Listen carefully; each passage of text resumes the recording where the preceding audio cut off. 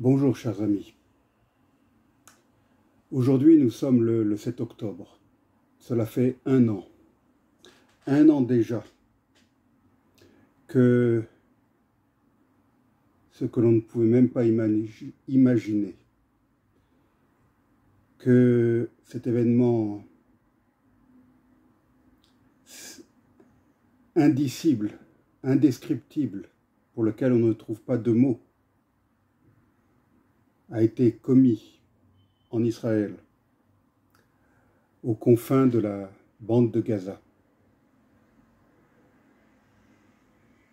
Ce jour-là, des hordes se sont abattus sur des kibbutz pacifiques en territoire israélien et sur un rassemblement de jeunes insouciants qui étaient venus faire la fête aux confins de la bande de Gaza, mais en territoire israélien. Parmi les assaillants qui déferlèrent depuis la bande de Gaza, ce jour-là, il y avait bien sûr des miliciens aguerris du mouvement terroriste Hamas, lequel mouvement a pris le pouvoir par la force, rappelons-le, sans passer par les élections, dans la bande de Gaza, une bande de Gaza que l'armée israélienne, que les civils israéliens avaient totalement évacuée depuis 2005. Mais parmi ces assaillants, il n'y avait pas que des miliciens aguerris. Il y avait aussi des civils gazaouis, des gens qui se proclamaient journalistes gazaouis, des employés gazaouis de l'UNRWA, cette organisation des Nations Unies chargée de protéger les réfugiés palestiniens depuis 1948. J'ouvre là une parenthèse, la population palestinienne ou d'origine palestinienne est la seule population au monde. Un monde qui compte tellement de crises de réfugiés ou de catastrophes naturelles ou de guerres qui ont provoqué des situations de déplacement intérieur ou des situations d'exode. La population palestinienne donc est la seule à bénéficier des services d'une agence des Nations Unies spécialement créée pour eux. Les Congolais, les Rwandais, les Rohingyas de Birmanie, les boat people en leur temps, les boat people vietnamiens, les Mozambicains qui fuyaient dans les pays voisins durant la guerre civile, tous ces réfugiés dépendaient et dépendent encore pour les crises qui perdurent du Haut Commissariat des Nations Unies pour les réfugiés. Il n'y a que les Palestiniens, depuis 1948, qui bénéficient des services d'une organisation qui leur est dédiée, laquelle l'organisation est le principal employeur dans la bande de Gaza. Donc ces civils, dès qu'ils eurent vent de ce qu'il était en train de se passer, se précipitèrent, ils se ruèrent plutôt, pour se joindre à la curée, pour tuer, pour violer, ou pour aller à la chasse aux civils israéliens, voire même thaïlandais ou autres, ils ne faisaient pas la différence, parce qu'il n'y avait pas que des Israéliens dans ces kibbutz, pour pouvoir les ramener comme des trophées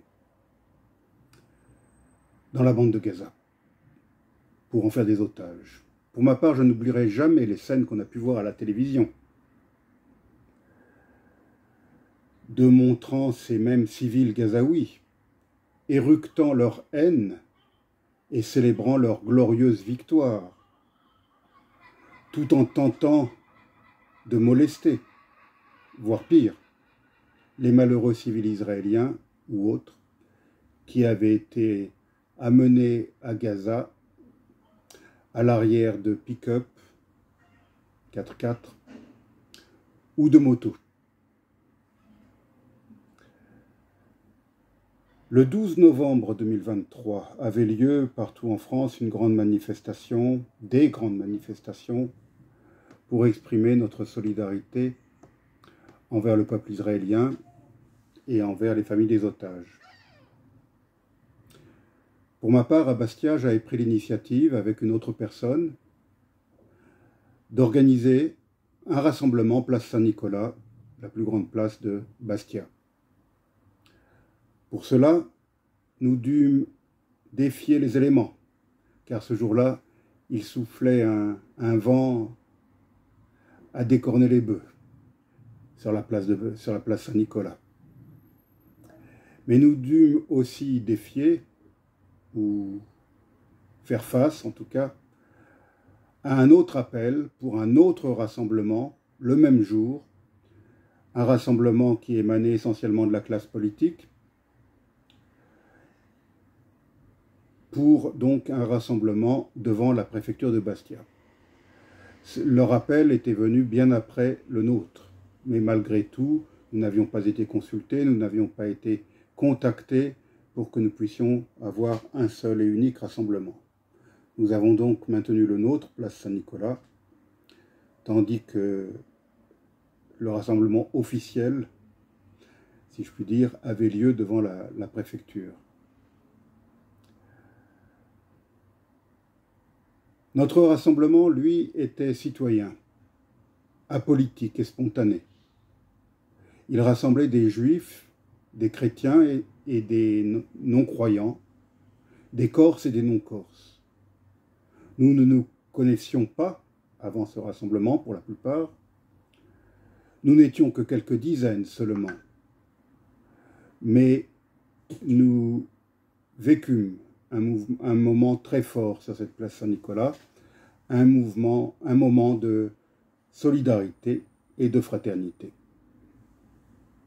J'aurais souhaité, en ce 7 octobre 2024, aujourd'hui, que d'autres que moi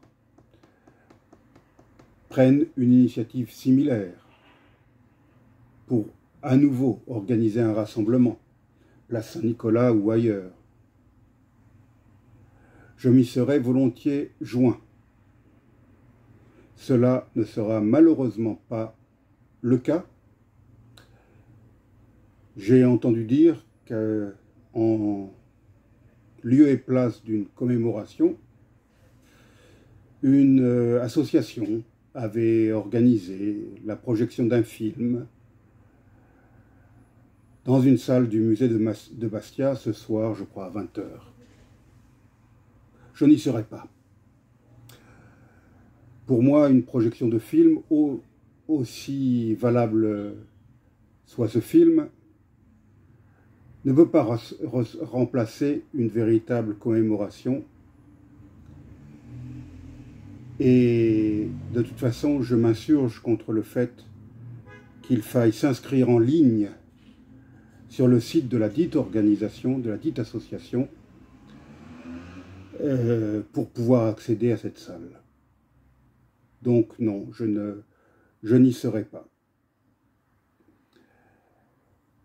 Peut-être que dans quelque temps, un véritable rassemblement pourra avoir lieu pour exprimer notre solidarité envers les familles des otages,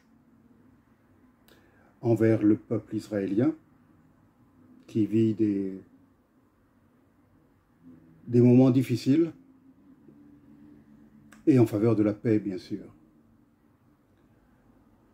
Aujourd'hui, mes pensées vont vers Israël, vers la centaine de personnes qui sont encore otages, dont le plus jeune est un bébé.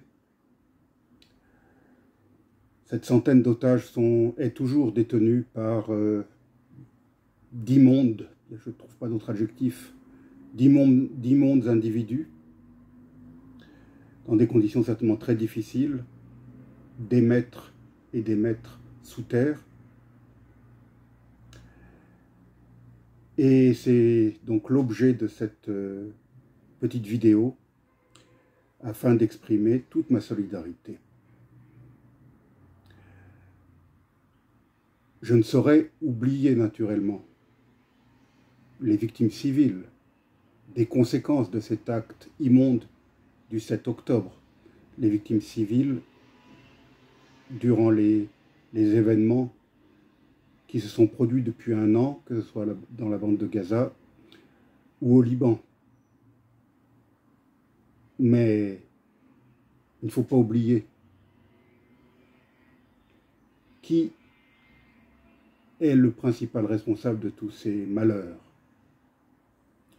C'est ce groupe terroriste qui a pris en otage toute la population de Gaza. C'est ce groupe terroriste qui, au lieu de se consacrer au développement de ce territoire dont ils avaient pris le contrôle par la force, a préféré utiliser les canalisations d'eau pour en faire des fusées ou des missiles ou des roquettes, a préféré dépenser des millions et des millions de dollars pour préparer des attaques contre Israël.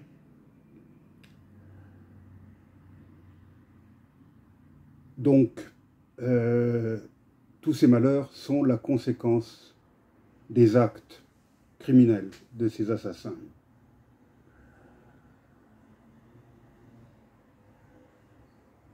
On ne peut qu'espérer que cette situation trouvera une solution, que la bande de Gaza sera définitivement débarrassée de cette bande de criminels, que le Liban retrouvera sa souveraineté pleine et entière, débarrassée de l'État dans l'État qu'est le Hezbollah, afin de pouvoir négocier un traité de paix avec Israël, afin que son armée nationale puisse reprendre le contrôle du sud Liban et ainsi apporter la paix à la fois au sud Liban et au nord d'Israël. Voilà, c'est sur ces mots que je vous laisse, chers amis, et je vous tiendrai au courant au cas où une véritable commémoration pouvait se dérouler ici en Corse. À bientôt. Au revoir.